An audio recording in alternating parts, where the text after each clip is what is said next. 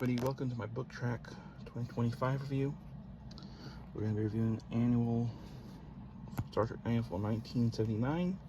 I looked out and this is a pretty clean copy. And this contains, among other things, 4 Gold Key comics. Yeah, I'm not sure. I think these are just random issues, so it's 36 through 761. So 4 issues total, each with a 2-part storyline. So we have the Time Bomb, which is an interesting 2-part storyline where we have Kirk sent to being what would be at that time modern day time, and Scotty being sent to the Old West in search for a scientist who has this powerful time bomb that, if goes off, could destroy humanity as we know it. And I think the characters are maybe not right on point, but pretty decent to who they should be. I think. I'm no expert in character. Granted, Spock's probably a little more closer to, say, the Spock that would be in with Pike than maybe the Spock or for the TV show, but it's still a pretty good story overall. And there's various text pieces on history. One about the Enterprise shuttle. I'll try and get to that so I can show you that.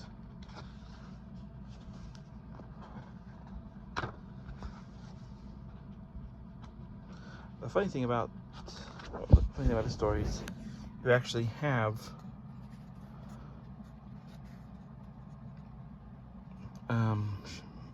Kirk becoming sort of an actor, a stuntman. It's kind of, I think, kind of funny. Because we're drawing on the real person there. But yeah, you actually have a story about the real spaceship Enterprise here, which is kind of a fitting draw on because one of the other books I'm reading is about the, well, you've seen it in my reading vlogs about the stamp. So yeah.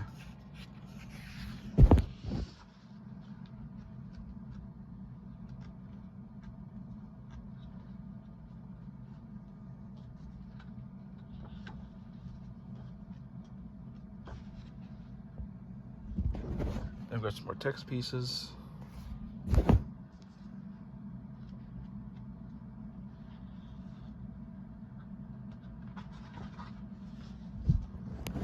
That's cute. Oh, cool. Now, the Furry Furlong is a 2-parter.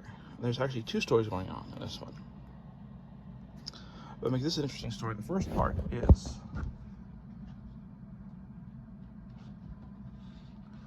due to the ship's damage and everything, a ship perceiving serious damage going through cosmic rays. Unfortunately, unlike the Fantastic Four, the people on the ship do not get special powers.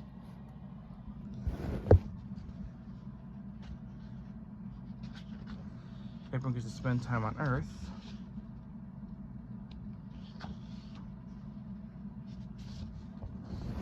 And Kirk gets to meet McCoy's daughter. I don't know if this would predate the novel where they meet McCoy's daughter or not.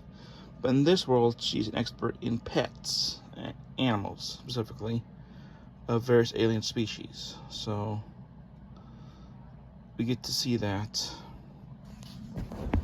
And we'll meet a special animal. I'm going to go to this here. This is the Furlong. The animal has can grant people psychic abilities when it's around them. This animal will play a big plot in part 2 later. It's actually a very sweet animal, but the guard named Spencer seems to have a thing against it. Apparently he's also a vegetarian, so don't let his looks fool you. It's a very sweet animal. But we meet Red, a disgraced member of the Enterprise crew who was a gem thief.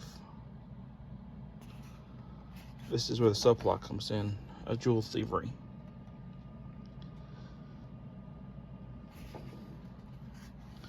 I don't want to go too far into it because you may want to read the stories yourselves. Overall, Two wonderful stories. The text articles are both very interesting, even for an older person to read. Overall, I give it a 5 out of 5. A fun read.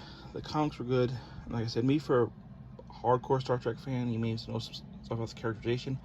I noticed Spock was a lot closer to like the Menagerie Spock and maybe like Year One Spock, Strange New World Spock, than he would have been to his original TV show Spock. But considering I just finished reading Vulcan's Glory, that didn't bother me so much. I thought Scotty, McCoy, and Kirk were right on things, or right on characterized. So I still really enjoyed it. So I think if you can get your hands on it, I would recommend checking out Star Trek Annual 1979. Two great two-part adventures. Alright, until then, this is where everybody has gone before. Hope you enjoyed my review for Booktrek 2025. Alright, until next time, this is the American Samurai saying I hope you enjoyed going where everybody has gone before. Comment, subscribe, hit that bell icon if you're new, and we'll see you next time.